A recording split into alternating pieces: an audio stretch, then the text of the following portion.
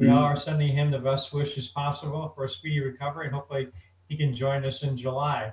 So I'll do the best I can with the wonderful staff's help. It's great to see everyone after a few months of not seeing everyone in this setting. So we can kind of pick up where we left off after a nice little review about where we're coming from and go from there. But to get things started, if you would join me in the Pledge of Allegiance. I know Kathy's able to provide that for us.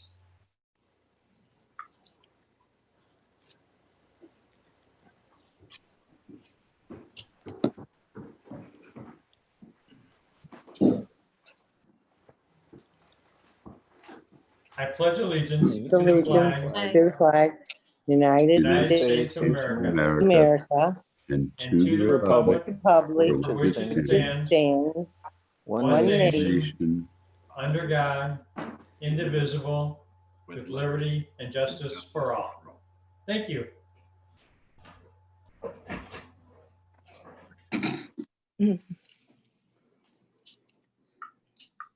Okay. The next item on the agenda is the review and action of the draft minutes from actually March 10th. I know it's been several months since we conducted business, but if you've had a chance to take a look at them, and if there's a motion to approve those minutes, we'll proceed in that fashion. I'd like to approve those minutes, please. Elizabeth? Do we have a second? Second. Who is that, Ed? Okay, Mike Setbacks. All in favor? Aye. Aye. Great. Aye. It's approved. Next, we have public comments. I know we have interest from Mr. Madlinger to address the body. What's the mechanism for that, Joe? Do we have a way to handle that? Our crack host, Kathy Arnett, will bring him into the group, and then we can provide him the time he needs to present his item. Thank you. And Director Vunich, while she's bringing him in, Chair Loyal, would you roll call? So it's official? Yes. Would you like me to do the roll call? Would you do the roll call, Terry, please? Thank you. I would be happy to. Thank you. Member Curtis? Oh, wait. Thank you. Member Roten? Aye. Member Lutz? Present. Member Edwards? Here. Member Brewer? Member Weiss?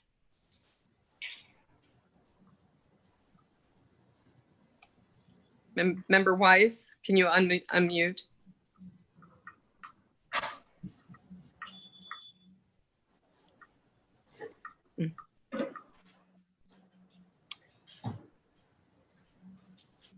This appears to be frozen. Why don't you skip him and go on?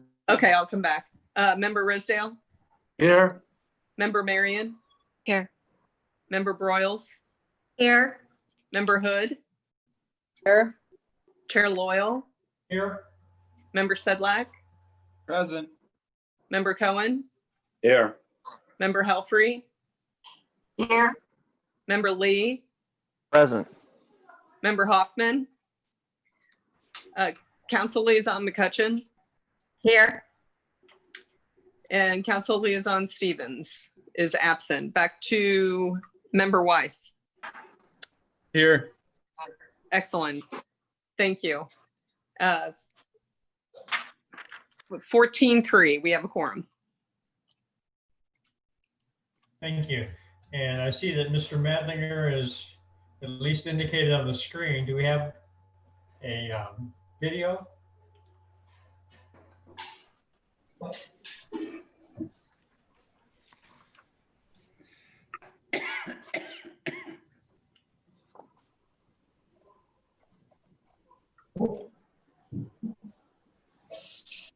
Good evening, Mr. Madlinger. I'm sorry, I was bounced out there at some point. I apologize. Well, it appears at least as though you're on the screen now. We're able to see you. We welcome you to the public comments section of our meeting. And when you are ready, we will allow you to address the panel. Very good. Thank you, Vince. I appreciate it. Hi, everybody. I hope you're all doing well. I had a letter put together that I'd written a while ago after the March meeting. and spoke to Joe about that, and he said, hold on to it because of everything that was going on, obviously, with the pandemic. So I did. But what I wanted to talk about was following this committee for as long as I have, being a Wildwood resident as long as I have, and a landowner here. Sorry. I followed you guys, and I've been involved since May, and been involved with the property designs that you're looking at, the new one, whether it be neighborhood edge transition, and I'm just thankful that I've had the chance to be involved in this.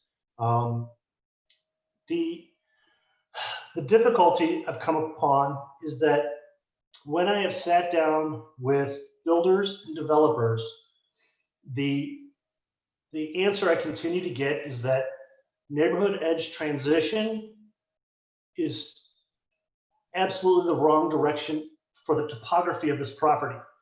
And I'm saying that with regards to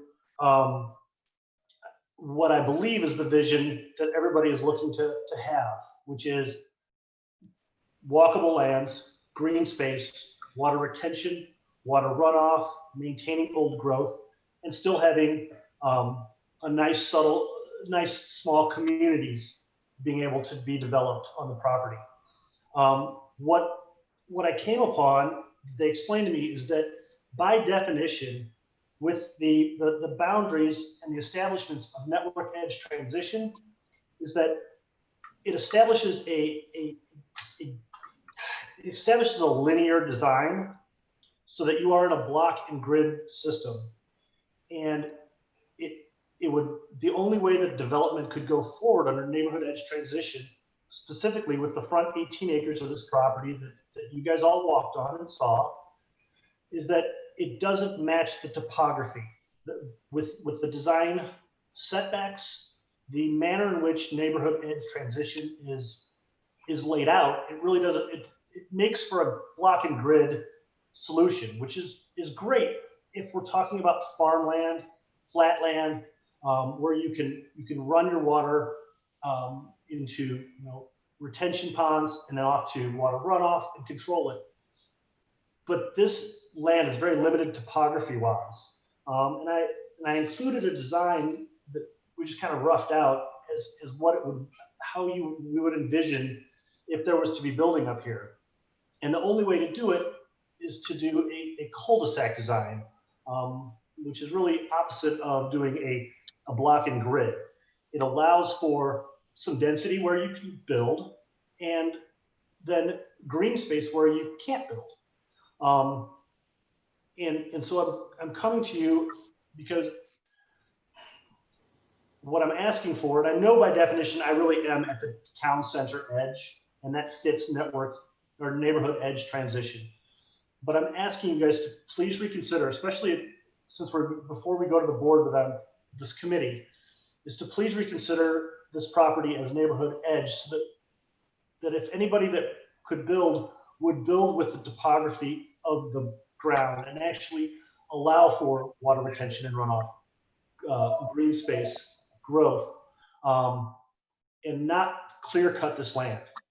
My end goal is to stay here and remain a conservator to the back acreage and be involved with any builder that would come in. And those that I've spoken with are not looking to gut clear, wipe out the land here. They're actually saying we would much rather build a neighborhood that kind of flows and has direction and isn't locked down by a grid pattern. So I wanted to emphasize that I really was trying to work off of neighborhood edge and neighborhood edge transition designs with those that know a lot more than I do, and getting their response, which is we need it to be neighborhood edge if we want to build for the bigger vision, which is really keeping the green that we want to keep. So, and I don't know how to go forward, but I really wanted to emphasize that I'm reaching to you because I think that this is a way to save more of the woods in Wildwood. So please, questions that you have. I'd love some feedback. I don't know. Elizabeth. I've known you for a number of years, and have followed you and your parents when they were living, and the care that you took for the land. And I was on that tour, and that was very helpful. Your letter was very informative and concise. And because if I had seen this drawing before I traveled and walked around your property, I wouldn't have understood it. But now that I have done that, I understand what you're trying to do with this property. Thank you for the information. Absolutely. I really wanted to convey that I'm not looking to just cut and run. That's not my intention in the slightest. My intention is to actually, and of course I have a customer coming up, pick up a dog leg. But my intention is to actually be involved and be part of any development that would occur here. You know, and the truth is, I have to do something. It's too much for one man to handle. I'll be honest, but I think that if it could be done in a manner where we could be concise and controlled with some development in those areas, we could get more green space and more availability rather than just the decimation that I've seen in subdivisions. Joe, Mr. Vunich, just to kind of revisit how we got to where we're at now. Correct me if I'm wrong by all means. Prior to the initiation of this body doing its work, Mr. Madlinger's property was not within town center. Is that correct? That's correct, sir. Okay. So the proposal that we were presented with was to bring it into town center. And during that discussion process is when the body developed the neighborhood edge transition district. And the decision was made that, if I remember correctly, that bringing the property into town center was, if you will, contingent or primarily because we didn't feel an existing classification met this property. That's why we created that. So it was created essentially with neighborhood edge transition. It wasn't decided to bring in and let's find the classification is neighborhood edge or whatever. Because so it's really the fact that it's in is based on the fact that we have neighborhood edge. Is that how we got here? That's my recollection, sir. And certainly if someone has a different opinion, this would be time to voice it. But we were hesitant to bring in new areas into the town center boundary. But what the fulcrum was that tipped the scale one way or another was maybe there is a need for a in-between district to take us from 5 or 6 units per acre in Grover Crossing to down Woods Road, where the topography is so restrictive, even a 3-acre lot might not work. So the group, the team decided that there should be something in between. Deborah, you had a comment? Yeah, I agree with the comment that you made. But so my question is, John, would you prefer not to be in town center? Because no, I absolutely like to be in town center. My request is to be neighborhood edge, so that, you know, we're still talking about one house per 3/4 of an acre. We're not talking, you know, what Grover Crossings is. We're not talking what anything around me is. What I came across in all of my research and talking to developers is that if we went with neighborhood edge transition, because of the setback requirements that are in the defined guidelines, we are talking about pushing houses to the far edges of the top of the hillsides. And we are, you know, one developer actually told me, you are looking at a double wide with a big garage and a retaining wall.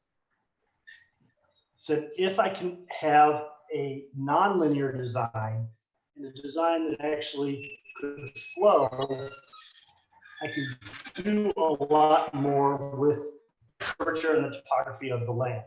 So I absolutely want to be involved in town center. I'm asking to be neighborhood edge. So I'm having a little bit of trouble. If you came and you wanted to be in town center, so we came up with a classification, not just for your property, but in a general sense, so that we have less density in town center. And that's what you hear from the residents over and over and over. And so, and now you don't want to be in the new neighborhood edge classification. You want to go back so that you have more density. And that's what we were trying to avoid. And my comment here is, I hate to keep using this over and over, but Villages of Brightleaf, you can't always control what the developer is going to do with the topography, and you can't always control whether they're going to retain the trees and the woods. I've seen it happen more than once in the city of Wildwood. So I think that was, if my recollection is correct, I think that's one of the reasons we went with the new neighborhood transition area. I understand your concern. I understand the developers need to, for lack of words, make more money. I understand that, but we have to look at the totality of the city of That's not the Wildwood and intention. the density level. And I think that's what we were trying to avoid by doing the new transition area. Michael, and then Stephen. Yeah, so let me throw something out here just so that everybody can understand how zoning works, and then Joe can jump in and back this up. But if we go neighborhood edge transition, we're talking about less density for the entire tract. So it would be fewer homes on the entire piece of property. Now, if the topography lends itself to where you can't build on certain sections of that property, that underlying zoning is just the starting point. And then you can come in and do a planned residential development, PRD, and we can do any street layout that you want. This grid idea is basically a push from a developer who wants to get more density into this property, and they'll push it to the limits like they did on Brightleaf. So the underlying zoning doesn't necessarily mean that's what we're going to end up with, because everything that comes in through P&Z and then goes on into council is usually a PRD with these types of developments because of our topography, the criteria that we have in the master plan, the erosion control criteria. So there are limits as to what the developer can do. So don't get hung up on this grid pattern, because the grid pattern does not work in Wildwood. It's going to have to be something that follows the topography, something that saves the trees, something that are steeper slopes we have to maintain. And there are only so many houses you can put in a tract of land unless you come in and bulldoze the whole thing and change the topography. So what the neighborhood edge transition is intended to do is stop that bulldozer. So I just want everybody to be aware that there's a difference between underlining zoning and then site-specific zoning, which is what we tend to like to do here. And Joe, you can jump in if you want. You hit the nail on the head, sir. I don't need to add anything. Stephen.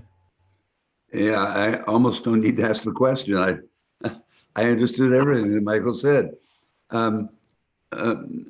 Madlinger, in this proposed cul-de-sac, did I understand you to say it would be 3/4 of an acre for each home? That's what neighborhood edge requires. And how many So when I homes? went through the Go yes, ahead. sir. How many homes are in this proposed cul-de-sac? The homes, I think he was looking, when we talked about it, he laid it out, he said roughly 20 homes. Okay, thank you.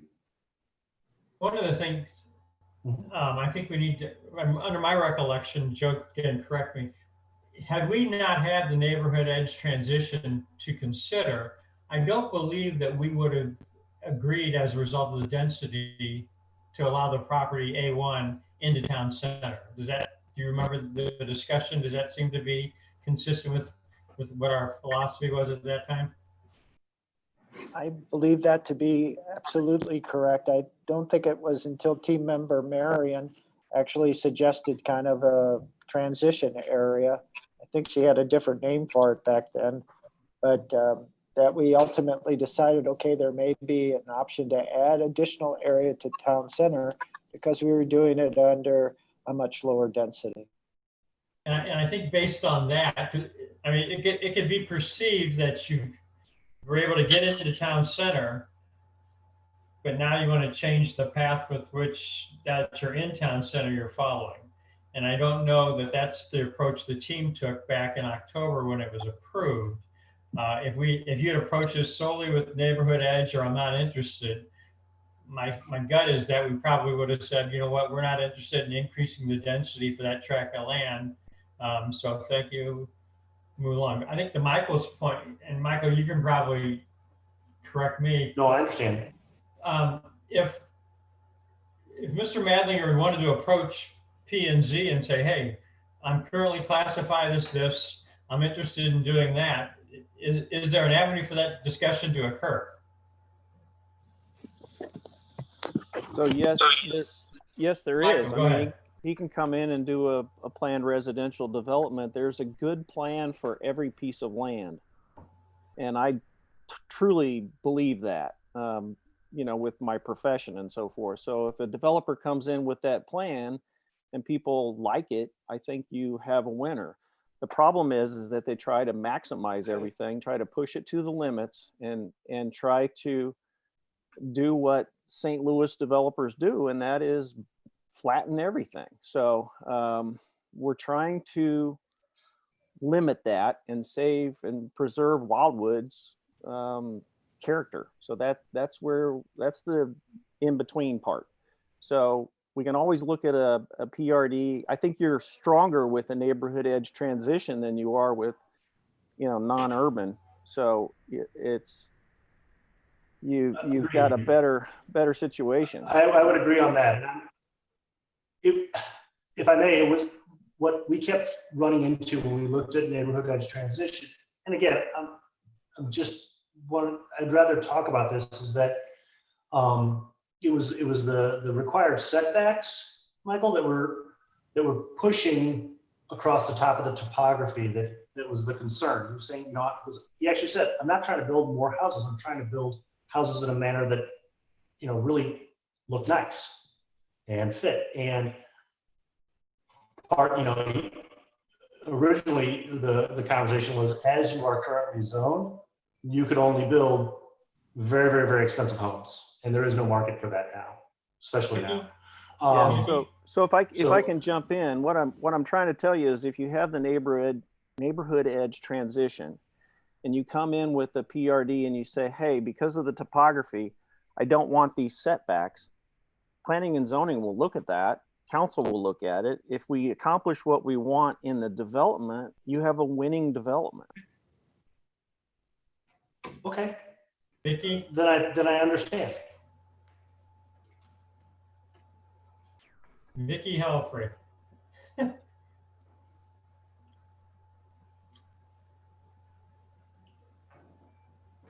Vicky, did you have your hand up? Well, I was just going to say, I thought that Michael did a very good job of it. And I sometimes wonder if everybody understands what the PRDs are. And if they don't, then I'm not going to be the person that's going to explain it. It's going to be Michael or Joe. But I think that PRDs would be the way to go on that property. And I will just let you know right now that if I had to vote on this right now, I would not vote for this to go to neighborhood edge. So that's my 2 cents. Thank you very much. Okay. And I guess so to kind of move it along a little bit, I think we all understand, John, your position and your thoughts and your situation. So just to perhaps clarify, considering that we're not perhaps willing to discuss changing to neighborhood edge, do you want to be pulled out of town center or do you want to leave it as neighborhood edge transition? I think being in neighborhood edge transition is probably the right direction, sir. So I would like to stay in town center, yes. Again, the concern was really the setback. So, but again, I'm not a builder, and I'm just trying to take the right path for the property. Right, and I think the members of our team that are on P and Z seem to indicate that for your circumstances that you may have more success being in neighborhood edge and then approaching P and Z as opposed to being in your previous designation. So if you don't mind, we're gonna continue on with the rest of the business of the meeting, but we thank you for your continued participation. Thank you for your time. You're welcome. Appreciate it. Okay, next is the explanation of the meeting materials this evening by the Department of Planning Mr. and Chair. Parks. Mr. Yes, Chair. I'm sorry. I'm yes. sorry to interrupt. We have an additional public comment, I believe. We have 4 attendees and 1 has their hand raised, so I'm going to promote them in since we're on public comment. By all means, thank you. Thank you.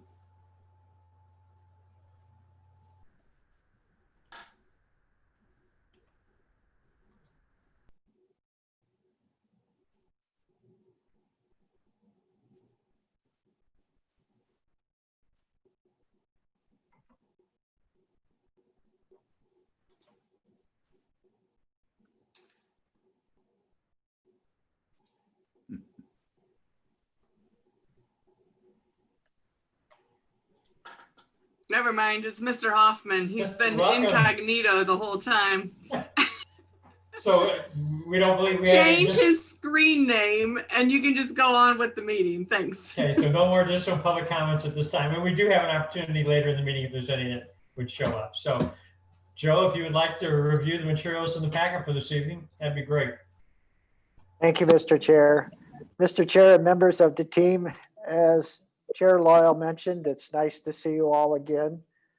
I hope the hiatus of 3 months was hopefully a healthy one for you and everyone you know, including your family. Seems like we've passed the worst of it, and hopefully we'll get back to normal here sooner than later. So thank you for your patience. Terry, Kathy, and I have prepared for you tonight a packet of information, much of which you've seen previously, and that's intentional. Given the 3-month break, we thought it important to kind of provide the materials we had at the March meeting where we left off, and then kind of give you the new information as we proceed forward from tonight's meeting on. Key amongst the information are really 2 items. The first is the neighborhood design standards. At our March meeting, we left off there with the neighborhood general district, and we have several other districts to discuss tonight. Thereafter, the architectural guidelines is the last of the major elements of the town center plan that need to be reviewed by the team.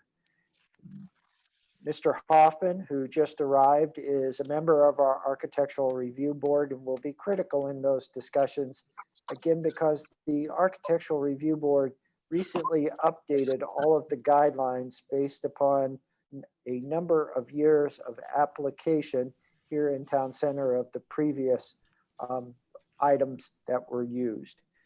And then finally, we do have the updated street matrix and priority table. And per your direction, Terry Gaston has identified of our top 7 priority streets, 2 are complete. And so there was a desire on the team to kind of step back, review those 2, possibly eliminate them from the priority list or place them at the bottom of the priority list and elevate 2 others in their place. So we have 3 major items tonight to discuss, and we hopefully have provided you the information necessary that you feel comfortable with any discussion that's held tonight. Thank you. Thank you, Joe.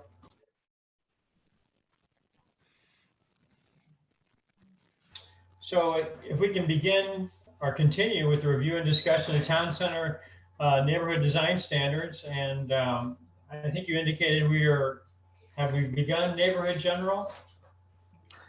That's correct. Mr. Chair and members of the team, at our March meeting, we left off with the neighborhood general. We had gotten fairly far along in that discussion, in that we had talked about recessing garage doors from the front of the dwelling a minimum of 15 feet. We had also talked about setbacks, particularly the repetitive nature of two references under the houses, in that we had two different setback categories and the numbers were not identical. And we also then had a conversation as we were nearing the end of setting a standard setback distance instead of allowing a variability in association with them, meaning in some instances it describes the side yard setback can be 15 feet, but no less than 5 feet on one side, which means there's flexibility in terms of 10 or 5 or 7 or 8 or whatever the combination of numbers might be. And so we kind of left it at that point, wanting to gain the team's direction on, is a flexibility in the side setback appropriate or not? And if not, what would be the appropriate number to consider for neighborhood general? I would just add one comment before concluding. Neighborhood general is the most flexible residential district in town center. It allows multiple family units, attached units, garden condominiums, garden apartments, townhouses, row houses, and single family detached dwellings in some instances. The flexibility in the setbacks was intentional by Andres Dewani and retained when the plan was updated in 2010, because there are a combination of different types of housing that are allowed here.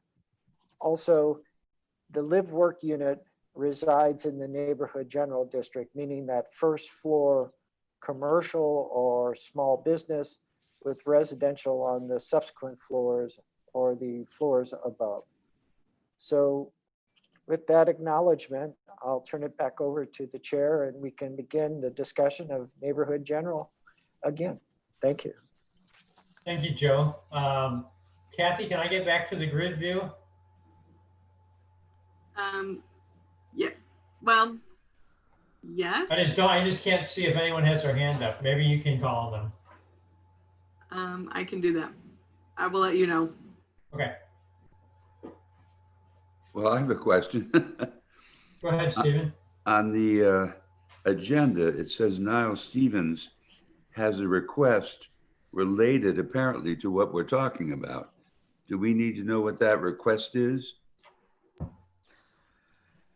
As I recall, Mr. Curtis, the desire of Mr. Stevens was to eliminate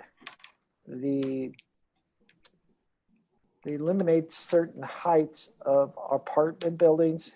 I think his concern was relating to them getting too tall in an area where we don't necessarily have significantly tall buildings. And then again, in terms of the side and rear yard setback distances, this again is what we just discussed, that flexibility or just a standard distance that's set for both sides of the lot. And then finally, our public space requirements, they allow credits for public space for certain stormwater facilities that are compliant to phase 2 of the Clean Water Act, meaning that we accept stormwater detention, retention, certain stack detention and bioswales, et cetera, for the purposes of public space. And Mr. Stevens didn't, I believe, agree with that approach.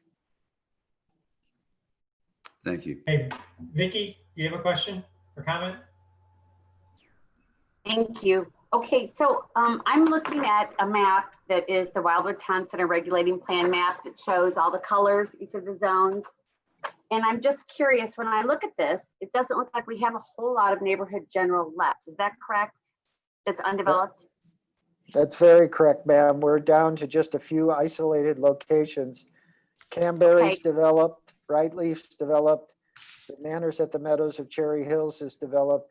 So we're really looking at just the Slavic tract, the large tract west of State Route 109, and 2 small isolated areas near Manchester Road and Netherton Road. Okay. So when I look at the notes from back in March, I have my stuff here and I have scribbles all over, so I apologize. But I'm sure they were brilliant at the time.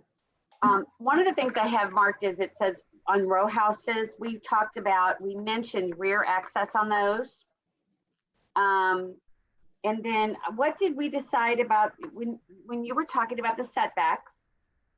You said we were discussing the setbacks, and I have notes there about the varying side setbacks on these houses. And so what are you looking for us to determine? Do we want them to be flexible or do we not want them to be flexible? And what is the city's opinion on this? I believe the team was discussing whether to have a set distance for both sides of the lot along with the rear yard area, or to allow some flexibility in that we set a number, and let's say in the instance 15 feet, but allow flexibility on either side of the home relative to the side yard areas. So if we said, I'm sorry, Please. when you said that, are you saying that if we said 15 feet would be the side setbacks on one lot, it could end up being 7.5 feet and 7.5 feet, or 5 feet and 10 feet? Is that with a minimum, say they can't go any closer than 5 feet to the side? Yes, so it would be a total distance of the 2 side yard setbacks to create the number. And then 5 feet is the minimum side yard setback for fire code purposes. And Chief Loyal, correct me if I'm wrong on that. Okay, so in the book last time, if I look at the original book, it says we have it in one spot, it says 6 feet, in one spot it says 5 feet. So are you looking for a motion for side setbacks, or? Well, again, this is an item that was identified by the team. The department certainly is sorry. There's 2 references to setbacks under houses in the neighborhood general district. That's a mistake, an error. But the department does support the flexibility that's provided by a total setback distance, with 5 feet or whatever distance that might be being the minimum. I think it adds variety to a development. Each street may be a little different looking, each block on the street. And I think that's a key component of new urbanism, is trying to create somewhat of a variety or different character than you see in a standard suburban subdivision. And what did we determine on the garage doors? Did we make a determination on that, or was that just something that we were going to address? I believe, and Terry can correct me, but I believe the team accepted that distance of 15 feet. So that recess. So Perfect. as the garage door, it becomes accessory or secondary to the house itself. Okay. And That is correct. Team member Helfrey, if I could clarify something, Yes, ma'am. you said a 6 foot setback somewhere and then a 5 foot setback elsewhere. What page are you on? 19 and 18. Okay, so, and where is it referencing the 6 feet? Is that on page 18? 19, second column, halfway down, side setbacks. Or no, maybe it says 5 feet. And Okay, so to clarify this, and just to be certain, so I get this correct for the minutes, under houses, it says side setbacks, a total of 15 feet, no less than 5 feet right. on one side. I think what you're referencing is the double setback on the 3rd column. Okay. Second from the right, the 5 feet to 15 for cottages and 10 to 30 for houses. That is incorrect. That's being struck out. Okay. Because So- the city doesn't differentiate between houses and cottages. Perfect. Okay. Okay, thank you. Yeah, thank you. Because I had it in my notes from from March. Yes. And okay. Director Vunich, yes, he was correct in the the setbacks of garage, front-facing garages. Carry on. Thank you. Thank you. Did Ms. we have Helfrich? anything, Mr. Vunich, for anything other than front-facing garages? Do we have row houses are required to have rear entry? How do you address garages? Well, as you know, garages has been the principal sticking point ever since the town center plan was first adopted in 1996. Andres Doani, the author of the plan, ultimately that was adopted by the Planning and Zoning Commission and City Council, said that rear entry garages should be used in almost all instances unless topography precluded such. We have a great deal of front entry garages in our town center area. So from the perspective of the department, if we are going to proceed forward as we've done in the past, I think the recess is the approach that's most successful. Because again, when you drive on the street, you see the dwellings front first, not garage doors, no matter how attractive the garage doors are that we require now. Okay, thank you very much. Elizabeth, did you have a question or comment? Yes, Councilmember McCutcheon, I'm sorry. I'm trying to keep everybody in order and I'm putting them in the chat to Vince Loyal. So Councilmember McCutcheon is next and then Miss Broyles. okay, thank you. Sorry. So I'd like to go back to the side setbacks for the houses. I think one of the things that brought that up is the fact that we were trying to make the developments look less dense. So we're trying to come up with a number to increase the side setbacks. And that was the discussion, and we got to whether it should be 8 foot or 6 foot or 7 foot. And then I think, I don't know if it got tabled at that point to the next meeting, but that's the discussion that I remember happening.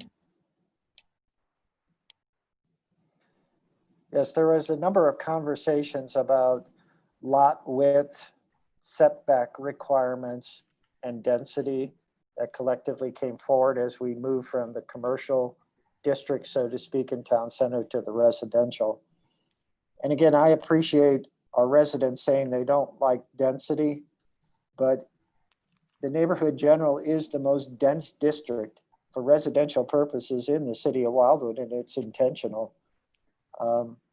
And again, I would argue we really don't have dense development in town center.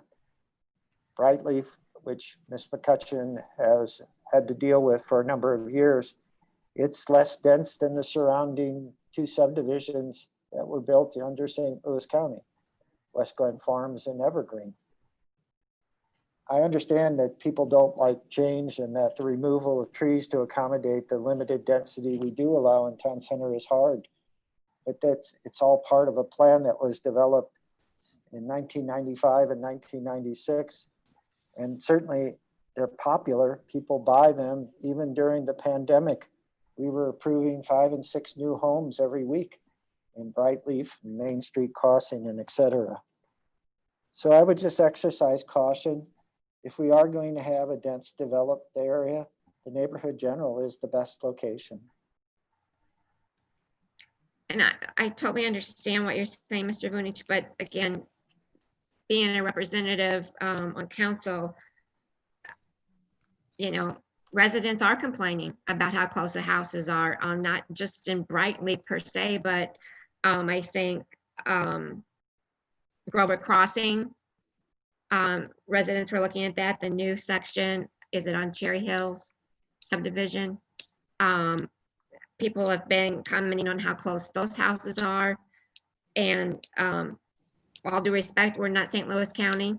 This is Wildwood, and we should be setting the standards for Wildwood and not bringing it back to St. Louis County, because we all know they made some mistakes. And that was one of the reasons that Wildwood was created. So, you know, if we can increase the side setbacks by a foot or whatever, I think that's a nice compromise. Just my opinion. So, Deborah, I'm a little confused on, are you making a suggestion that we adjust the side setbacks from the minimum 15 feet? I am. And what are you suggesting? Well, we were discussing before 7 and 8 foot. Everyone thought 8 foot was too much of an increase. So if we could do 6 or 7 feet at a minimum, 6 feet. I think that's a nice compromise between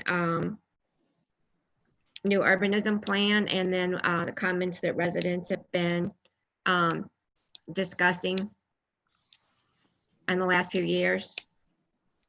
And would you leave the total at 15 feet with a minimum of 6 feet on each side? Yes.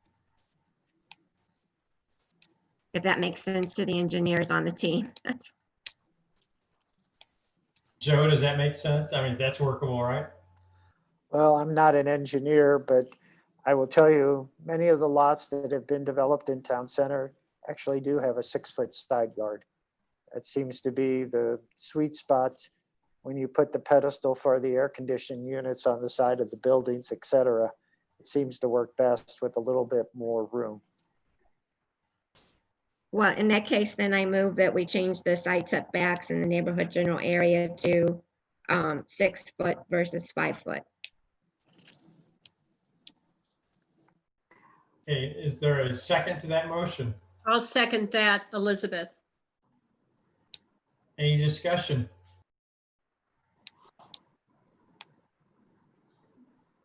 Kathy, I can't see if there's anybody who wants to discuss that. I know you have some speakers that are lined up.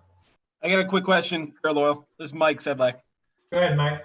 So I guess maybe a point of reference, since you've been around longer, since the Dewani plan came up, was this discussed to change at all like 10 years ago, or this was the original Dewani plan, the 5 feet?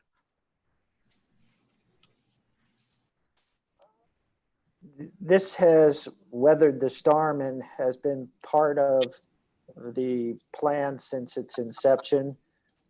When we updated in 2010, we had Jonathan Barnett, another nationally recognized planner, assist us. And he, like I, had suggested that some flexibility, at least in the neighborhood general, was critical to a successful development.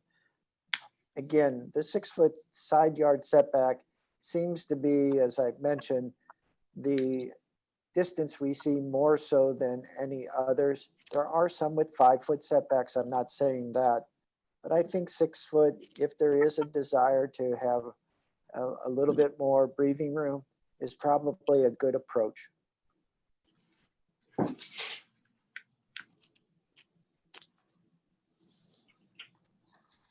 And I know Lindsay and I know Elizabeth had wanted to mention, I don't know if it's relative to this, the motion that's on the floor, or if it's related or not related, so.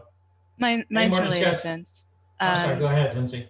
Yeah, and you'll apologize if my dog barks in the background. It's okay. I was just stopping him. I had 2 questions for Councilmember McCutcheon. One is whether or not the side setback change would apply to everything from houses to apartments to row houses.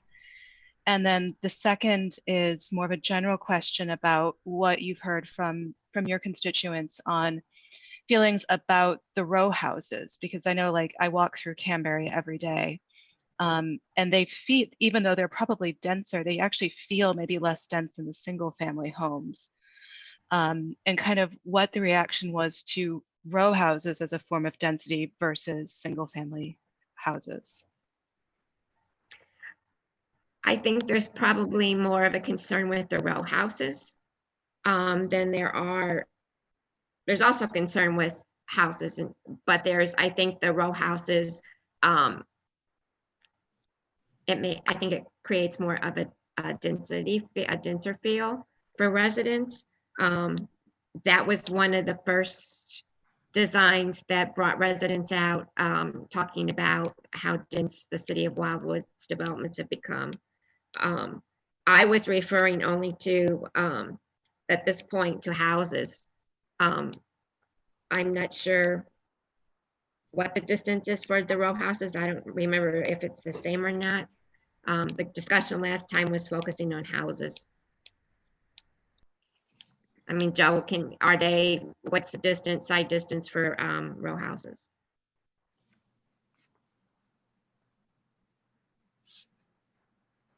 Joe, do you have the answer to that off the top of your head? This is Planner Gaston. I have it right here. The side setback for row houses is 5 to 15. So it's the same? No, Yes. houses were a total of 15 with no less than 5 on one side. That has now been changed per your motion, if it's approved, to 6 feet for a total of 12 feet in lieu of the 15. The row houses is 5 to 15 feet, no setback between attached row house units. So row houses can be attached or detached. But similar to Canberry, you typically see row houses attached more so than you see them detached. Yeah, my focus was on the houses. Regarding the houses, Deborah, I don't believe you wanted to reduce the total setback to 12 feet. Maybe I heard that incorrectly. Was that, it's supposed to, the setback would be a minimum of 15 feet with 6 feet on one side, minimum. Correct. Okay, I misunderstood that. Thanks for the clarification. Sure. Is there any more discussion on the motion before we, and I can't. There's see 4 everyone. people. 4 people? 4, yep, Elizabeth is next. Okay. My question isn't about this proposal. It's about public space and about apartment heights. So we need to move on with this proposal, I believe, in question. Kathy, who else is on? Jeannie Hood. Jeannie? Hello. Hi, how are you? Good. I'm sitting here. This is almost very enlightening to be able to listen to these conversations. And I find it interesting that we've sat here and we've spent quite a bit of time worrying about a foot. Is it 5 foot? Is it 6 foot? In regular person who walks into a neighborhood, it's not going to walk down a sidewalk and say, oh my God, that was 5. Oh my God, that's 6. I think we spent a lot of time with, if there's an issue, would they get 15 feet? Whether they use 5 foot on one side, 6 foot on another side, I don't think it's relevant that we have to change this whole policy because we're talking about a foot. Am I mistaken in my view of how I see this discussion? Because the side setback in this proposal or in this neighborhood general, there's a total of 15 feet, no less than 5 feet on one side, which means there's 5 feet on one side or there's 7 feet on another side or whatever the foot, it doesn't make a difference. I just think that this particular conversation is kind of mute when we're only discussing a foot, when I think there's a lot of other important, relevant things in this meeting that might be more important. And I'm just making an observation, not making a judgment, not passing judgment, but talking about a damn foot, it doesn't make sense to me. I'm sorry. Well, that's fine. I mean, it's important because part of our mandate is to evaluate the minutia of the whole process that's gone on. So that's why this is the only opportunity we'll have to talk about that foot for 10 years. So no, and it's important to a member of the team. So that's why we're having that discussion. Scott, you had a quick comment? Kathy, was there someone before Scott? Yes, Miss Helfrey's next. Okay. I was gonna wait till after the motion because I was gonna request something from Terry and you and Joe, the city. And that is that after we go through all of these, neighborhood edge, neighborhood general and neighborhood edge transition, we go through, we do all this. I'm requesting a spreadsheet of sorts that would show them all right next to each other comparatively. so that I think it would be easier for us to see before we finalize everything that what we've done is what we want to do. I think it's all well and good to read all this stuff, but speaking for myself, I get confused and I find myself having to flip through pages and pages. It would be nice if we had a spreadsheet that said, you know, across the top, maybe neighborhood general, neighborhood edge transition, and then down the sides, you know, houses per lot and lot width and side setback, you know, garages back 50 feet, just so that before this is all finalized and sent out to the public at large, we could see if we've done what we've wanted to do. That's my question, my request. And I'm sorry if I add extra work to anybody. I truly apologize. Thank you. Mr. Chair, we could certainly do that. Thank you, Joe. Mr. Hoffman is next. Before Scott, okay, Mr. Hoffman. Carrie? Yeah, I kind of agree with Jeannie. I don't know why we're spending time on a foot, but the reason there's a 5-foot minimum and a 15-foot total, as soon as you start increasing that side yard, you start centering the houses on the lots. If you've got a 5-foot setback on one side and a 10 on the other, the next house may have a 10-foot next to it. So you got 20 feet between those two houses, 10 between the first two houses. You start moving that over. Now, all of a sudden, they're all very, very systematically spaced down the street. The other thing, we looked at a house that the guy proposed that possibly could have put a side entrance garage in or a rear entrance garage with a drive down the side of the house. But because of the side yards, he couldn't do it. And we're taking that possibility out in the future also. Well, and I think Joe mentioned earlier that part of the goal was to eliminate some of that, if you will, consistency, to have some variability in the lot spacing as the concept of the new urbanism. As far as why we're talking about 1 foot is because as all members of the team, if something's important to us, we discuss it. And that's kind of where we're at as far as how this discussion has evolved. Scott. I just wanted to kind of echo what Jeannie mentioned, that I think sometimes we are getting involved in minutia that is ultimately going to be more handled more appropriately by the planning and zoning and the city council, who will review any and all plans. Thank you. Any more discussion on the motion that is on the floor? And the motion, if I recall, is to increase the minimum side yard spacing to 6 feet from 5 feet. Is that correct, Deborah? Yes. And maintain the continued minimum of 15 feet for total setback for both sides. So any additional comments or questions?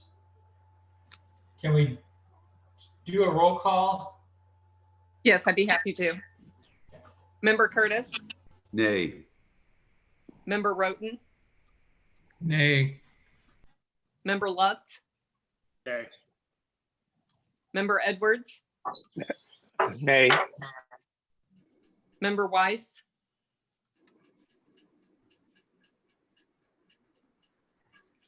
Member Weiss?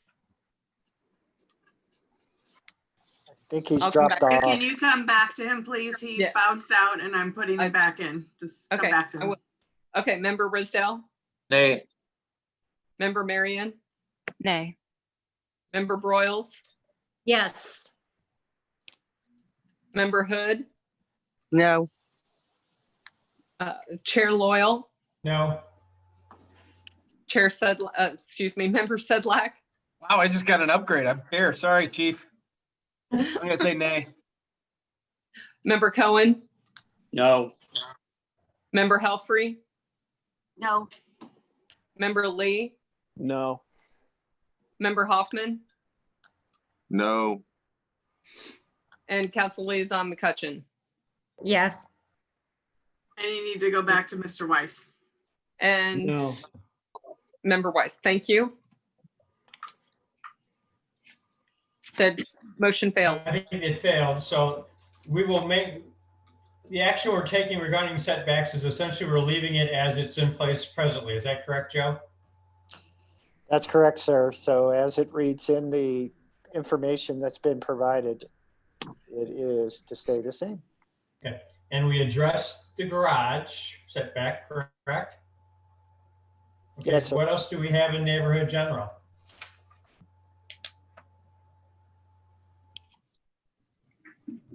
Joe, you're muted. I'm still waiting for my time to speak. One Oh, I'm question. sorry, my apologies, Elizabeth. By all means. Okay, I would like to know from the Department of Planning, what do you define as public space with stormwater basins? Well, there's a bit of a story to it, but to kind of give you a quick version, in 2006, the city of Wildwood passed public space requirements, meaning that any project in the city that had parking associated with it was required to dedicate public space, some of which could be privately held, such as common ground. But the key point of all the dedications would be that it would be usable, meaning that instead of getting detention basins and 30% or greater slopes for common ground or public space, it actually had to be usable. What we found in application is that once we required public space, once we required right-of-ways and dedication for utility easements, then added stormwater management facilities, the size of the lots or the size of the tract of land was significantly reduced, and developers were having difficulty making a project work. And so a decision was made about the time that the phase 2 stormwater regulations of the Clean Water Act were applied. Basically, we would credit those because they are much more comprehensive. They take more area of any site. And so the feeling was that we would accommodate that allowance and at the end of the day, get improved stormwater facilities in an area that needs it, that are generally landscaped and appealing to the eye and credited toward public space. You could certainly argue if their logic was appropriate or not, but there was a point of diminishing returns. There's so many deductions for things that are required for a development. We were stopping the development. Well, it's quite a dichotomy to call it common space when you're not using it except the air above it, those stormwaters. It does allow visual space, but I wasn't sure what the department, and you explained it well. Thank you. Thank you. Dan, Elizabeth, I'm sorry, are you done? Pardon me? Are you, I didn't mean to interrupt you. I apologize. Are you still? Yes, I have a question about apartments. I don't know what Niall Stevens, when he proposed this, had in mind. And I would just like a bit of discussion about the height of apartment buildings. And I'd also like to know where our apartment buildings are in the city. I believe I know where 2 of them are, but I'm not sure if there are others that I'm not aware of. And that question is for Joe. In the neighborhood general, which is the only district in principle that allows apartments other than the cultural institutional overlay district, it is 60 feet or 5 stories. And that's consistent with Prime Place that was recently approved by the city of Wildwood. Mm-hmm. There are only 2 instances of multiple family units in Wildwood. Both predate the incorporation of the city. One is, I believe, called Reflections. It's part of the West Glen Farm subdivision. And the other is Carriage Crossing. And I believe it's part of the Harbors at Lake Chesterfield. And the Reflections, is that the one on the north side of, so there are actually only 2. And, yes. And refresh my memory, are they 3 or 4 stories high? In some instances, the one carriage crossing is actually, when you take into account some of the basement garages, are about 5 stories. And then over in the the reflections development, I believe those are more generally 2 stories, and with a walkout option, 3 stories on the backside. So the walkout is another level, like a basement level. Is that correct? Yes. So that's And typically, level. And that one doesn't have any garage underneath. Is that correct? None of those. that's correct. They have surface parking and then carports. Okay. All right. Thank you. Dan? And Joe, last time we talked, we had a discussion, if I remember, about detached garages and potential apartments above detached garages. Yes, sir. And I just like to propose to the team, so you're basically going to have one family unit on a property, and then you could potentially have a detached garage, at which time you could have potentially another family above that garage. Is that something we want to consider? And I just like to open up that. Joe, does neighborhood general allow detached garage? Yes, there can be, for all intents and purposes, a detached garages with what some call a mother-in-law flat as a component of it. So that currently exists in the neighborhood general? Yes, sir. So Dan, are you proposing that we would change that, or I would discussion? Well, I guess my first question is, do we have any of that type of building currently in our plan? I mean, already built. And then secondly, I would consider proposing that we eliminate that.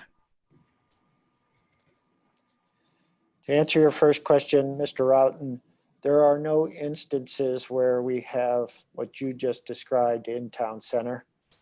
And as a quirk, we have a lot of it out in the non-urban resident district.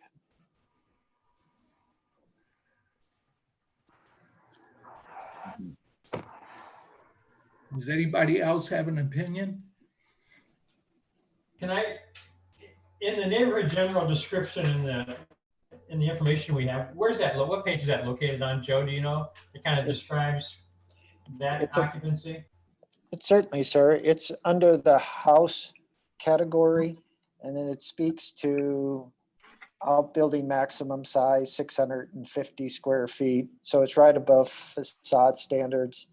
Then it talks about building height calculations, and then maximum height for outbuildings, 2 stories, etc. And for the most part, I think you have to go a little earlier into it under building types. Let's see if I can find it real quick. Permitted buildings, so is where it's at. Yep. Individual garages and outbuildings associated with single-family houses may not have footprints that exceed 650 feet. Residential lots may include a secondary residential unit over a garage or in a detached accessory structure. Okay, thank you. So is there, Vicky, go ahead. I just have to say, this is the highest density place that we have. It's live work units. We only have a few parcels of this left in downtown. And so I would say to leave that unchanged. I don't have a problem with that. That's my 2 cents. Chair Loyal, Lindsay, and then Jeannie. Go ahead, Lindsay. Joe, I have a question about the apartment heights, just a point of clarification from what you were talking about earlier, and I apologize if I missed it and you said it. The height of the building, is that measured from the front of the building, or is it the total if the building is built on a slope? It's from street grade, so front. Jeannie?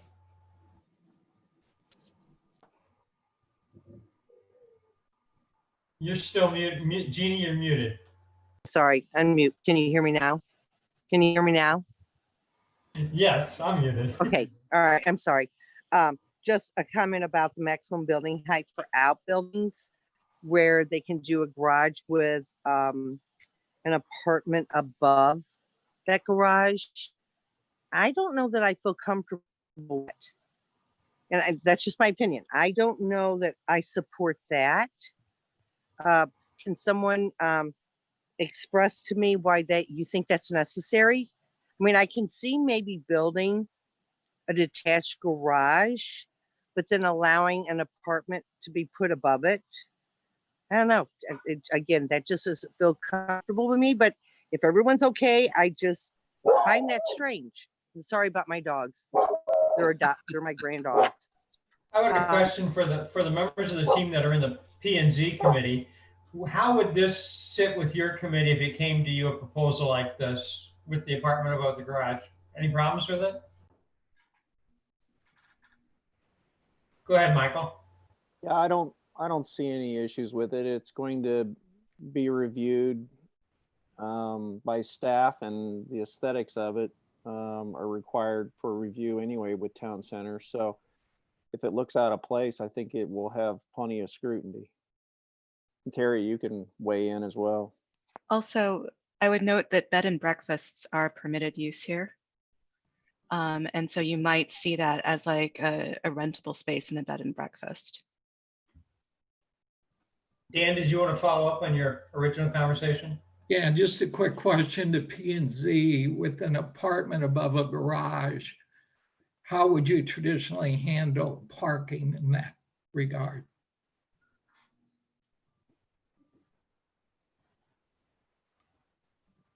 Michael or Vicky, any thoughts? Yeah, I think you have to, you know, depending on the garage size, maybe it's a 3-car garage in that instance. We try to put all of the cars off the street generally, so the setback from the front would probably be larger or longer than what you would normally have with another type of residence. So I think it would resolve itself. You also have to look at what's adjacent to it, you know, to get some kind of feel for it. So it's allowed, but I think it has to be presented to staff, and because of the town center nature, it's going to be reviewed. Okay, Joe? I agree. I just was curious about people's opinions about it. But if it's going to P&Z, I think you're absolutely right that they're going to review it properly for what's good for the city. I didn't understand that, so I just thought it was interesting. Good idea though is, again, if people use it as a bed and breakfast, it's a way of doing revenue. But that was just my comment. Not that I'm for or against it. I just wanted to know an opinion about it. So thank you for your opinions. Joe, was this classification from the inception of town center, or was it added at one of the reviews? The inception, sir. Okay, and as it was indicated previously, we don't have a lot of neighborhood general that remains. Is it worthy of the efforts of the team to, essentially we'd be eliminating is really the only option we have. And that's, Dan, do you want to make a motion to that effect, or are we okay with it? Can I ask a I'm fine question with first? the discussion that we've had. I'll leave it unchanged. Mr. Hoffman and Mr. Curtis, I believe, have questions. Terry, go ahead. Terry Hoffman, go, sir. Oh, okay. It wouldn't necessarily have to be an apartment above that garage. It could be a guy's, you know, space for a train room. It could be an office. It could be an artist studio. I think if you eliminate that second floor, you eliminate an awful lot of options for people. Maybe they want to have a piano conservatory out there and get it away from the rest of the house. Very good, thank you. Mr. Curtis. I just want to be sure I understood Joe before. It doesn't sound like it's an issue. You know, we don't have all these applications coming in to do this. Is that correct, Joe? That's very correct, sir. So, you know, to me, we would leave it since it's not actually something that's being abused or a problem. Very good. I think we've agreed to go ahead and leave this in. Any other items within town, or I'm sorry, neighborhood general that either staff, Joe, would like to discuss or members of the team?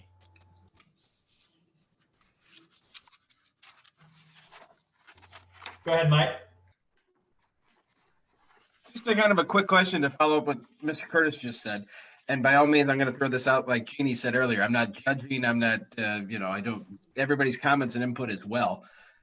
But the minute stuff that we're looking at here, this stuff was all put in Duwani 20 years ago. I think we're looking at way too granular of details on some of these little bitty things that we need to look big picture on any changes you guys want to make.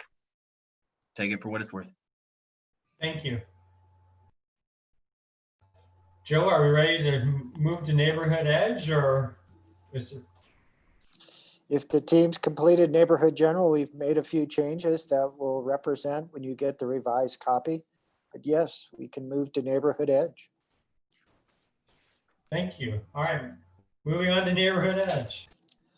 Mr. Chair and members of the team, the last of the residential districts is truly a residential district, in that this particular neighborhood edge district is where you'll find most of our detached single-family dwellings on individual lots. Examples in town center are the villages of Brightsleaf, Main Street Crossing, Wildwood Trails, the manors at the meadows of Cherry Hills, etc. This particular district is more akin to what we typically see or we imagine when we talk about residential subdivisions, regardless if they are in town center or not. So what you'll find is, other than options for some very narrow lots that have a large depth, you'll see dimensions and setbacks that are characteristic of many of the subdivisions that predated the city of Wildwood. The difference being is, again, we attempt at all costs to minimize the garage and its impact on the streetscape. We also, in this instance, do allow for accessory dwellings, as we just discussed with the neighborhood general. And for the most part, the setbacks are consistent with what we've talked about recently as well, meaning some flexibility, as Mr. Hoffman mentioned, so as that we can maybe make the street just a little bit more imaginative and add a character to it by not ensuring that all of the buildings, in this case dwellings, are centered right in the middle of the lot. In terms of uses, the only thing that's always kind of drawn attention in this particular district, the neighborhood edge, is under permitted land uses. There is a however statement, and this is on page 22, and it's under the header, permitted land uses. It's talked about, however, by conditional use permit, a neighborhood grocery and prepared food service store may be permitted up to 3,000 square feet.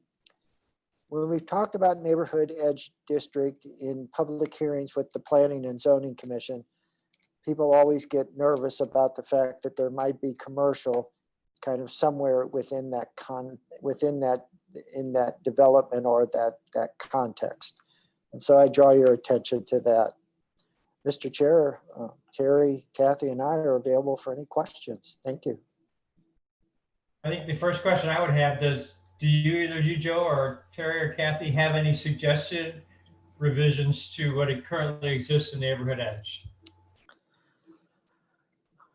Well, certainly I don't want to dominate the conversation, and I'll be brief. This is the most applied district in town center, meaning we have the most applications, the most homes that have been developed under the neighborhood edge district. And I would caution you about changing it at this late stage with so many already applications in town center. Thank you. Thank you. Vicki. I just have a real quick question. When we did the land use classifications, that big long spreadsheet that we did, I'm looking at the, oh shoot, I just had it, grocery stores or whatever, retail stores, and it doesn't even show they're permitted anymore in neighborhood edge. Did we change that? Again, the I guess current, I'm sorry, Joe, go ahead. no, I interrupted you. My apologies, ma'am. Just go ahead, because I'm just curious. If I look at this sheet, as I read it, it says that they're not even addressed in neighborhood edge, but it says that they're permitted here, and I'm just curious if I'm reading this correct, and if so, do we need to make these two align? Thank you.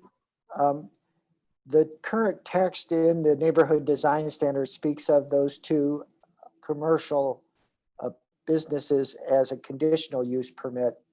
But certainly, if our new table does not include it as a conditional use permit, we need to make the two consistent. Okay, so I'm assuming that where it says stores, shops, and open air markets for retail purposes, it does not have anything under neighborhood edge or under neighborhood edge transition. So we need to change it to conditional use for the neighborhood edge, I guess, if that's the classification that we're talking about. Thank you. I have a quick question. Joe, what's the intent of that however statement? Is it to encourage like corner stores or small like bakeries, that type of thing that would serve the residents within walking distance of it? Very much so. I mean, Andres Duany was a big advocate of having services within a certain radius of residential locations. And so this was intended to be a very small shop, probably have very limited hours, but would serve the immediate population. It wasn't intended to draw from a very great distance. I mean, having lived in a dense city where you can just literally pop downstairs and run out to the store, it's a very nice thing to have. It's very convenient. And is it something that we should consider maintaining as an exception, or is it something that we don't feel is consistent with the vocabulary in Wildwood? Well, again, I only identify it to the team because when we do talk about neighborhood edge district, it is often the one thing that people pick out and say, well, this is commercial too. And I tell them that, yes, there's a component of it, but there's an extra tier of review caused by the conditional use permit. Go ahead, Mike. No question. Have you guys ever received a request for any such business venture in neighborhood general before in the 20 years you've been here? No, sir. So really no reason or need to change it then would be my thought process, but that's just my opinion. And Jeannie, go ahead.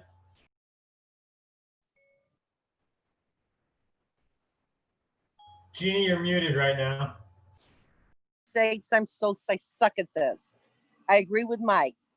I think if we can create cute little coffee shops or bakeries or encourage, I think it just brings charm to the city. I think it brings charm to the neighborhood. So again, I don't think I would change one word of what's in this permitted land uses. So just my comment. I'm muting myself. Vicki, did you have a comment? No, I did not. Thank you. Who did I miss, Kathy? That was all I had. So raise your hand if you still are, if I missed you. Well, I think to Vicki's point, though, we should try to make them consistent.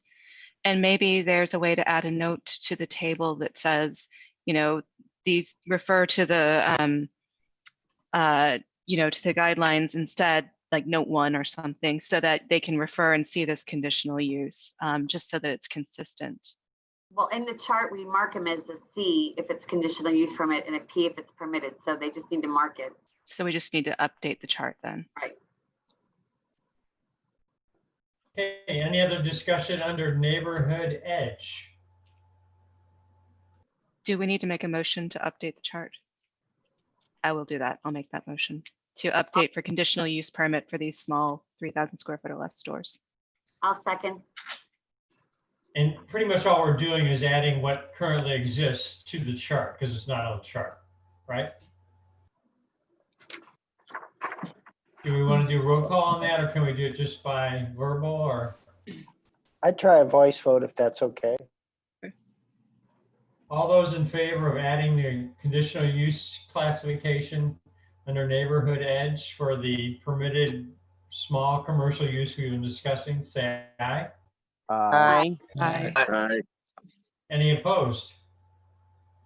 Abstentions? Thank you.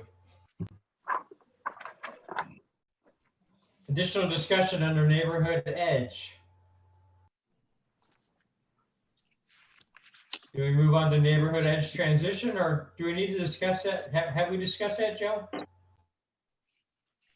Mr. Chair, we have spent a great deal of time back in the fall of 2019 creating the district, going over the components of the district.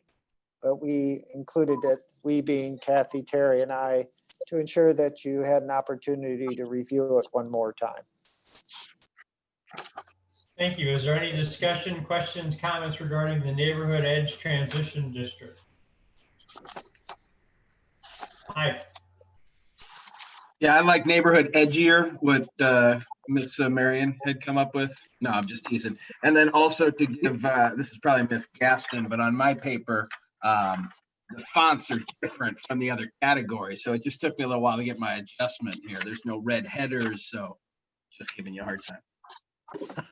That's correct, because the manual was done, it was outsourced. And so when this was added, instead of outsourcing it right now, we were going to wait until we had all of our changes. So my apologies. I knew you'd have a good answer, Miss Gaston. I was only making a comical motion.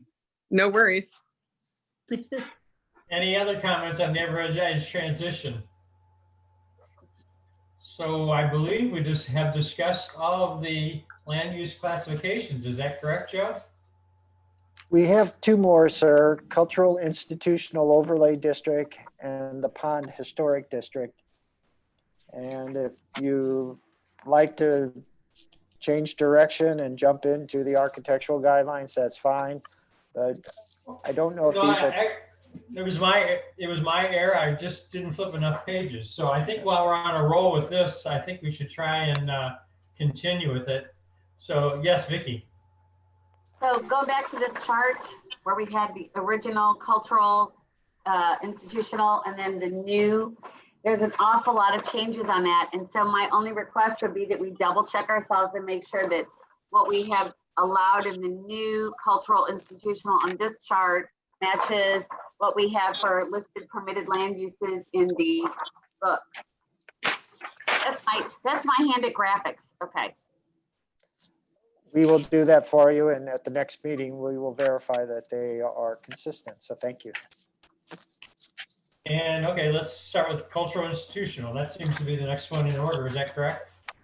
Yes, sir. And I would initially defer to the staff and Joe and Kathy and Terry about any suggestions you might have. Well, Mr. Chair and members of the team, this is kind of a hybrid district. It came much after the original town center plan. There were circumstances that were happening in this area that the city did not anticipate and certainly appreciated. Those circumstances were principally two things.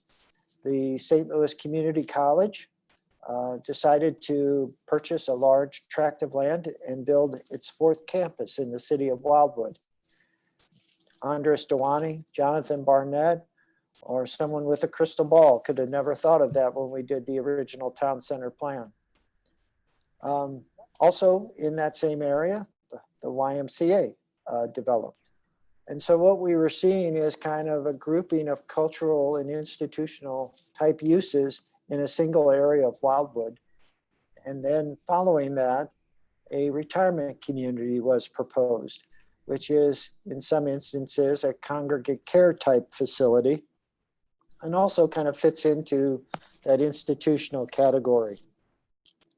So not having to have a rock fall on our heads, we decided that maybe this is a good location to have what we call the cultural institutional overlay district. What you'll see is that it has probably the less amount of standards as any of the other districts in town center. That is intentional. It's intentional in the fact that institutional uses come in very many varieties, shapes, sizes, appearances. And in this instance, the originators of this district and those that updated it in 2010 thought that flexibility in terms of the buildings, the design of the sites was paramount. And so there are a few requirements, but very, very few. Okay, thank you. Any comments from the team regarding cultural institutional? Yeah, just well, one thing.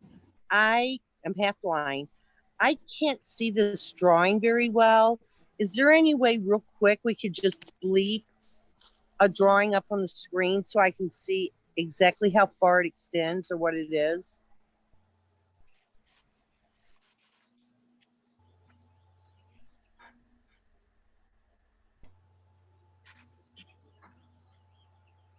Sorry to make you do this, but the closer I get, it doesn't get any plainer. Okay, let me see if I can enlarge it. I think I totally lost it. Hold on. I see Kathy, but I don't see that. Let me see if I swipe it. Nope. Right, I've got. There it is. What I'm seeing, there we go. Okay.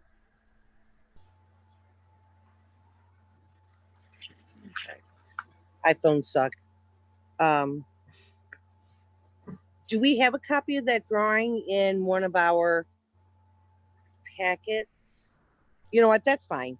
I just was curious at where the outlines actually are.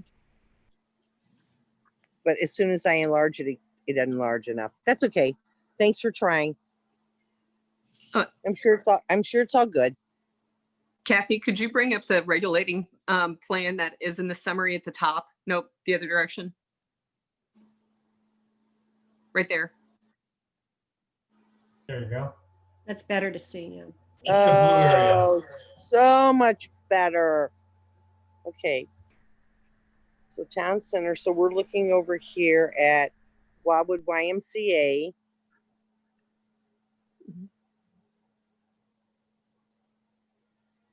The junior college, Pond Elementary, the firehouse, City Hall, Pine and the new Elementary. City Hall. So and the we're new green looking at. space.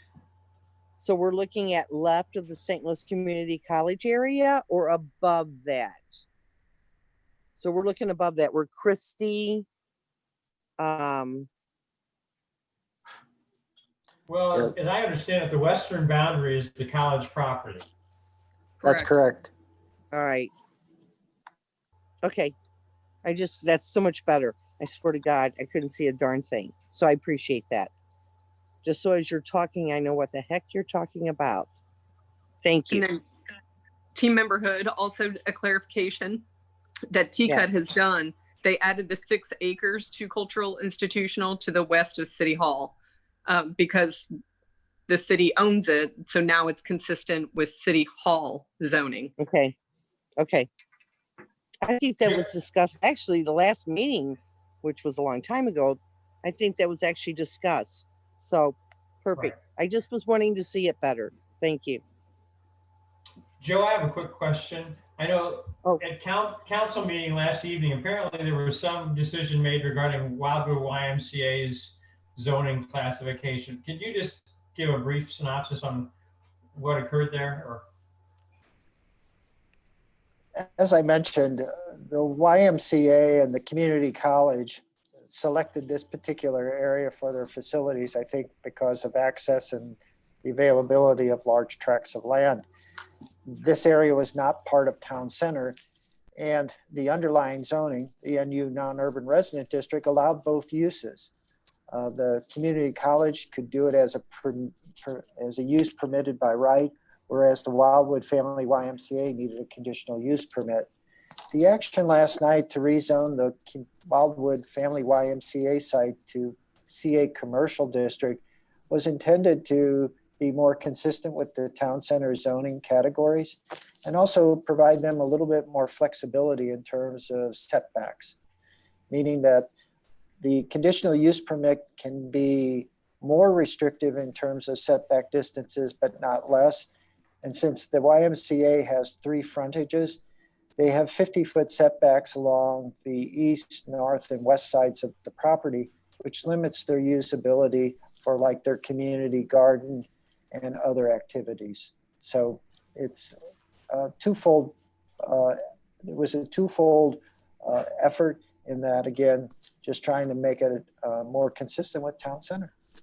Okay, thank you. Kathy, I can't see if anybody else has submitted a question. Oh, hi there, Vicky and Mike. I don't know if that's Councilmember correct order. McCutcheon also has her hand up. I just have a question for Joe. Joe, you said that one of the reasons that there aren't a lot of specifics in this is to give a little bit of, to have a little bit more freedom with designing in this area, this cultural institutional area. When since multifamily houses are permitted and single family houses are conditional use, I realize there's not a whole lot of developable property still available. But does that have to be addressed in this in any way as far as building guidelines for those? Like, I mean, I don't know. I'm just curious. I'll leave it at that. Generally speaking, the remaining acreage, which is approximately 20 acres, they would be required to either do some type of plan district or overlay district, like a planned residential development overlay district. And so we would base the setbacks on a plan, and if the plan's inappropriate, obviously we wouldn't support it as the Planning and Zoning Commission and City Council. So I think the flexibility is probably acceptable here. And I wouldn't say that in all instances, but I think here it's okay. What, I have a question. Oh, someone before me? Yes, Deborah? Deborah? I don't know. I can't tell what line I'm supposed to be in. All right, Deborah, and then Mike, and then Elizabeth. Okay. Joe, will you give the rationale for why the cultural, institutional, and the historic district are part of town center? Well, the cultural institutional overlay district was formed again because there were forces, trends that were occurring that, for the most part, seemed to support having something there to address the community college, the YMCA, and anything that might follow. So as they're just not using the general underlying zoning district designations, that at the end of the day, we could have more control as the city of Wildwood. Conversely, there was a mayor and a city council at one time that said, we want to create a congregate care facility in this area, and we'll change the non-urban resident district if you don't figure out a way to make it happen. So there's a lot more non-urban resident district in Wildwood than any other zoning classification.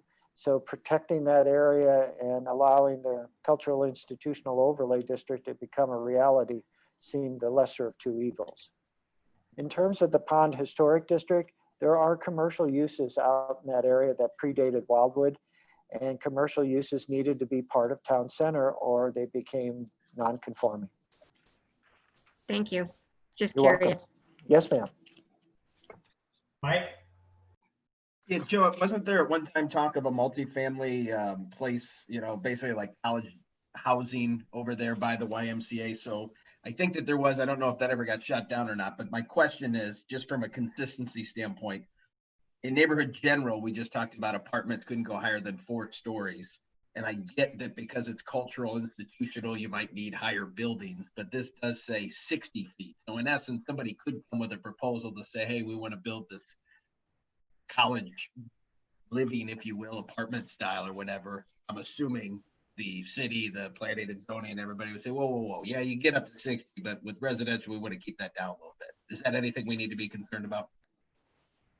The apartment complex that you referenced is going to public hearing before the Planning and Zoning Commission on June 15th. So it's taken a while to get there. Some of it was trying to refine the proposal, getting the input from the neighbors initially, and then obviously COVID-19. Do I feel the height is an issue? Typically, the rule of thumb we use is it's got to complement the built environment. So if something is going to stick out like a sore thumb, it's just not going to pass the muster before the Planning and Zoning Commission and I think City Council. 60 feet is the allowable height in the non-urban resident district as well. So we're not doing anything kind of off the board and retaining it in this instance. Again, meaning you no need to change it. You guys are going to block it if someone wanted to put the Leaning Tower of Pizza on the other side of community college. Again, the built environment, in this case, the YMCA, the community college, and the Meadows of Wildwood retirement community, they set the tone for what happens on that tract of land. Elizabeth. Since the college is selling that one piece of property to a developer, I don't know. I think Wildwood's going to have to take a really, really close look at setting up a 4-story building, which may end up 5 stories with the roof and the covering for all of the air conditioners. But I'm interested in your comment about flexibility. What does that mean in this particular area of cultural institution? What does that mean for the planning department? Being flexible. Being flexible from my perspective, and it's solely my perspective, and Kathy and Terry may have different opinions, means that when a project is proposed, you don't necessarily say you can't do this, you can't do that because the ordinance or the requirements of the underlying zoning district designation say it's not. What you do is you look at it from the perspective, does it work with the built environment? Does it work with the property itself, the topography? And does it complement the other uses in its vicinity? And so from that perspective, we can take each of these unique and individual buildings or projects and basically make them complement each other and coordinate improvements amongst them. So it's not that it's a blank check, but what you're trying to do is basically create a cohesive area in terms of architecture, infrastructure, building placement, et cetera. Thank you. You're welcome, ma'am. Do we need to have any additional discussion regarding the cultural institutional classification?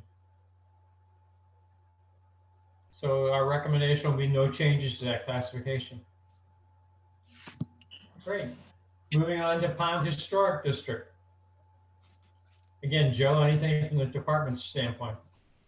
Well, Mr. Chair and members of the team, this is probably the most unique district in Town Center, in that everything in the district's text basically says what's there sets the tone for what's to come, meaning that nothing should be built in that area intentionally that would detract from the historic character of Pond.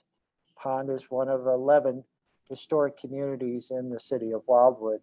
So what you'll see here is just references again to basically building buildings, if they're new or being restored or renovated, that basically are cohesive to what's already in place. Meaning if on one side of Manchester Road, the buildings are set back 15 feet, you wouldn't necessarily want to see a new building set back 30 feet. So again, what's there sets the tone for what's to come. Thank you. Any comments, questions, suggestions? So our recommendation will be that the Pond Historic District remain as it currently exists, correct? Great. Mr. Chair, if I could add one more point. Anything that's proposed in the Pond Historic District also has an additional layer of review. Our Historic Preservation Commission gets involved, and they ensure that the historic aspect is not kind of lost in all the process, so to speak.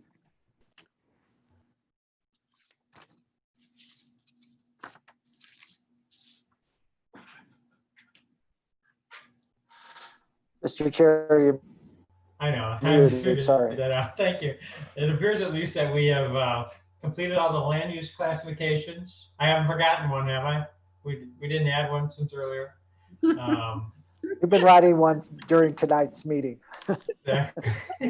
So the next agenda item is to initiate the architectural review standards. I guess I would ask the committee, we're about 10 minutes from our time stop, to hold that till next meeting, and we can devote all of our July meeting, if you will, to that process. Kathy, are there any public comments that remain? Yes, sir. Okay. Any other, for the good of the order of the team, comments, questions, thoughts? I do. This is me. Oh, I'm sorry. I do. Go ahead, Elizabeth. Elizabeth? Okay, so that means that in July, we will be talking about VII and the architectural guidelines. Is that correct? Those two will be forwarded on to our meeting in July. That would be the plan, yes. Okay. And Terry, just for confirmation purposes, you're extremely important in this role. Will you be able to make July's meeting? Yes, I should. Great, thank you. So yeah, my plan would be just to continue the remaining items from this month's meeting, begin with the architectural review and just proceed from there. Unless the department has any suggestions. Thank you. And again, Hey, Mr. Jeannie, Chair. did you have a comment? I just want to tell you guys, I've missed you. At one point in March, I actually called Mr. Joe. I think it was March, wasn't it, Joe? That I was going to step away because I was so busy. But after tonight's meeting, and I think it went incredibly well, we kind of all agreed on everything slightly. So I'm just kind of glad I'm back in the loop of it. So I just want to thank you, Terry, for following up with me. Not Terry Hoffman, Terry Gasson.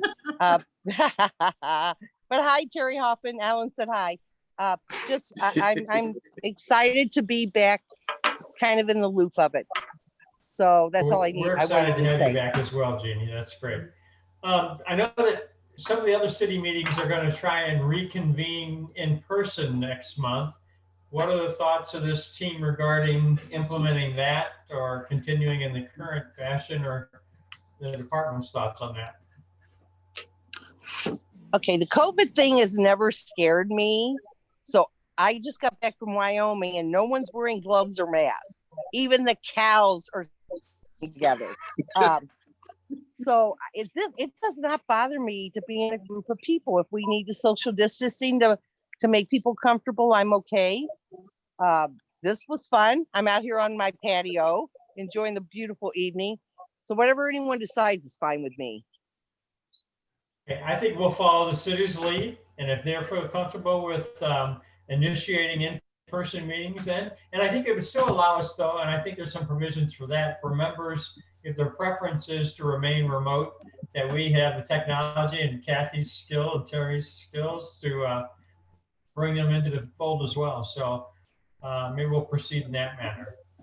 Perfect. Any other comments or questions or thoughts? I would Yes, like, Elizabeth. yeah, I would propose that those who do feel uncomfortable, as you said, to stay in a remote way. I have a son that's fighting cancer, so I am going to wear a mask unless I'm speaking, just because.